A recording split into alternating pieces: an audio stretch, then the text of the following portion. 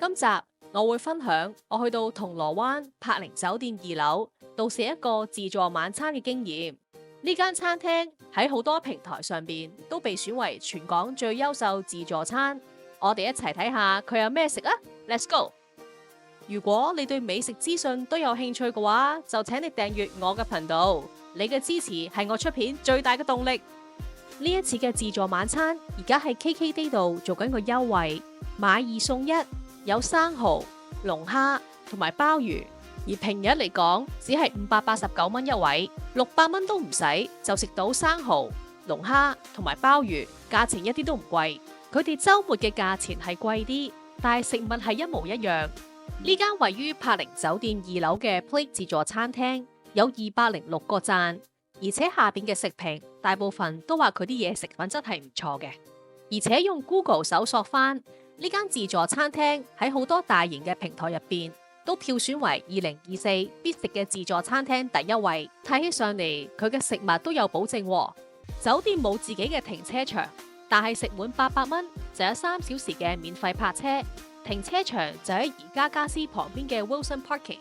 如果係選擇乘搭港鐵嘅話，就可以喺銅鑼灣站落車，揾 E 出口，去到地面之後就轉左，沿住記利佐治街一路直行，就會見到迪卡龍。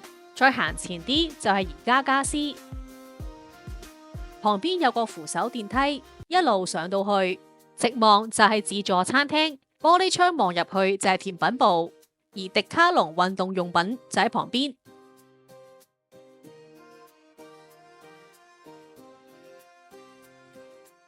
自助餐係6點半開始，6點15分職員就會開始入座。餐廳係冇自己嘅洗手間，出到嚟 reception 問職員攞張洗手間入拍卡，經過呢條長廊喺匯豐銀行旁邊就係洗手間嘅入口。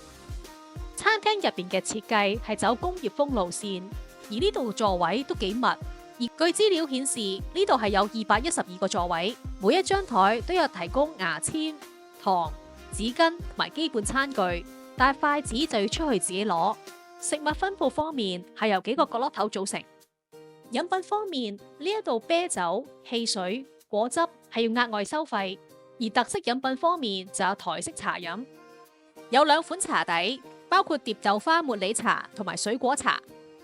而另外3款嘅配料就包括黑糖寒天晶球、愛玉凍同埋蜂蜜分子。飲品旁邊就放咗啲凍肉、麵包同埋芝士。今次就見到有5款嘅 cold cut，包括有巴馬火腿，但顏色係偏淺，而味道都係比較淡嘅。意大利肉腸啊、煙火雞之類，又經常會見到嘅沙樂美腸，同埋自助餐比較少見嘅燒牛肉。而麵包方面就提供咗一籃唔係咁吸引嘅歐式麵包，乜都有啲，見到都冇乜食慾啊。另外牛油方面就提供咗法國嘅披薩牛油，有鹽無鹽都有。呢個牌子嘅牛油我有時候會攞嚟整嘢食，都頗香嘅。有軟身嘅布利芝士，半硬身嘅埃文達芝士，一種淡黃色嘅高達芝士，佢嘅脂肪含量喺48% 以上。嚟自意大利質地硬身嘅巴馬神芝士係一個比較大眾化嘅選擇。旁邊有餅乾、水果同埋堅果提供。芝士旁邊就係日式料理，見到啲蕎麥麵、烏冬冷麵同埋啲日式嘅胡麻汁豆腐。基本嘅日式前菜包括螺同埋其他嘅植物。再嚟就係排得好靚嘅刺身飯團同埋壽司卷。最埋邊見到好多人排隊嘅就係刺身櫃。櫃就有7種嘅魚生，包括帶子、甜蝦、油甘魚、三文魚、鯛魚、希靈魚同埋八爪魚。其實一般嚟講，呢個價位嘅自助餐都會有唔少嘅刺身選擇。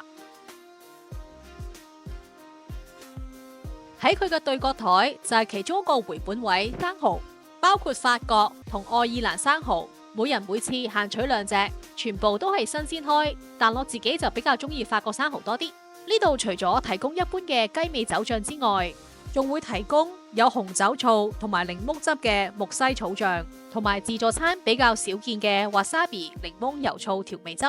其他嘅前菜就包括好有東南亞色彩嘅泰式生蝦刺身杯、佢個蝦身都幾爽，而且味道好開胃同好清新。上次嚟食自助午餐都見到佢。旁邊嘅就係凍海鮮區，入邊就見到有凍蝦、蜆，回本位嘅就有長腳蟹同埋龍蝦，再見到係海螺同埋細細隻嘅藍青口。藍青口嘅肉身比一般嘅青口腍同埋鮮味。呢度個牌就標明每次只可以攞半隻龍蝦。凍海鮮就提供咗5款醬汁，當中包括泰式青檸醬同埋酸辣調味醬。而過嚟側邊就會見到自助沙律區，有煙三文魚，個牌終於寫中文字啦。其實呢一度大部分嘅牌都淨係寫英文嘅啫，我覺得對於啲本地客就有啲唔方便啦。至於新鮮嘅蔬菜，見到超級有益嘅羽衣甘藍同埋其他雜菜，一大盤嘅海撒沙律，佢曾經係我讀書時候最中意食嘅沙律之一。次次食沙律我都落好多煙肉啊、芝士碎之類嘅。至於預拌嘅沙律就有5款，望落去就會見到一啲雜梅嘅沙律、牛肉沙律、雞沙律，而酒店都幫佢哋改咗啲好有節日氣氛嘅名，好似有聖誕牛肉沙律同埋聖誕雞沙律咁樣。配料就有番茄、西蘭花、椰菜花、粟米之類。食完凍嘅，而家嚟睇翻啲熱嘢先。呢一邊成盤都係用鹹蛋做主題，鹹蛋黃嘅薯條、雞翼、蝦，仲有蛋撻都有。我覺得食物加咗層鹹蛋黃，成個味道都提升咗。煎三文魚，但係三文魚當中有啲薑汁，幾特別。頭先食完生蠔，而家食翻啲焗嘅蠔。通常小朋友非常之中意嘅馬嘉烈薄餅，不過冇盞暖燈照住就好快凍晒。呢盤意粉一定可以塞飽你嘅辣蒜片意粉。而呢一度嘅西湯就係野菌忌廉湯。轉彎就會見到呢度嘅特色菜西班牙烤脆皮乳豬，因為乳豬冇多餘嘅脂肪同埋肥油，所以食起上嚟嘅時候就會慢慢喺個嘴度溶咗。而層皮就好薄同埋好脆。而切肉方面就見到燒牛肋骨同埋燒羊髀，兩個都尚算合格。不過燒雞嘅肉就有少少柴啦。讚嘅就係除咗普通嘅汁料之外，仲有提供蘋果醬，配牛肉同羊肉就最啱啦。連海鹽佢哋都有提供5款嘅選擇，出邊嘅自助餐就比較少見啦。見到用銅煲裝住嘅就一定係印度料理。角落頭嘅咖喱角就係我最中意嘅部分。另外軟綿綿嘅烤餅同埋脆卜卜嘅薄餅攞嚟飲汁就最啱。除此之外，呢啲脆卜卜嘅蝦片都好吸引細路仔。食印度薯仔沙律其實係比較結身，我覺得我比較中意結身啲嘅。食起上嚟比較濃郁同埋有口感。紅卜卜嘅天多利烤羊扒，多利其實係用辣椒、蒜、薑同埋其他香料加埋乳酪，將隻雞點成紅色。而煲入邊嘅就見到番茄牛油雞咖喱同埋香噴噴嘅番紅花飯。而呢一煲海鮮咖喱嘅汁就稀咗少少。隔離台就係個即煮麵檔，一立落去就有10幾款餸可以揀。佢嘅選擇唔只有菜同埋一般嘅配料，仲有我最中意嘅魷魚同埋牛筋丸。除此之外，仲有豬肉水餃可以揀添。揀好配料之後，就再揀麵底，然後就請職員幫你效勞。雖然呢啲即煮嘅麵檔好吸引，但一般嘅情況之下，食自助餐我係唔會食嘅。旁邊除咗好多汁料之外，仲見到我最中意嘅天婦羅，全部係即刻喺客人面前炸，熱辣辣，仲會好細心咁攞個鐵網隔住，會整到油淋淋。呢度側邊就有個回本位，每晚7點鐘就會開始派發香煎8個鴨肝，每人每次就限攞2件。不過鴨肝我就麻麻地，因為我唔中意個口感。